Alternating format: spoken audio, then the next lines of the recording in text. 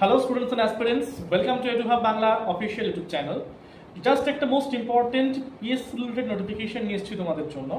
তো তোমরা প্রত্যেকেই জানো যে WBCS 2024 নোটিফিকেশন কিন্তু এখন আমাদের বেরোয়নি, অর্থাৎ যেটা 2024 আমাদের ইন্ডিকেটিভ দিয়ে রেখেছিল সেটা এখনো বের করা হয়নি। এছাড়াও 2023-এ যে WBPSC ক্লার্কশিপ বেরিয়েছিল তার যে পরীক্ষাটা হয়েছিল 2024 সালে নভেম্বরের মিডলের দিক করে, তারও কিন্তু প্রিলিমসের রেজাল্ট এখন আমাদের বেরোয়।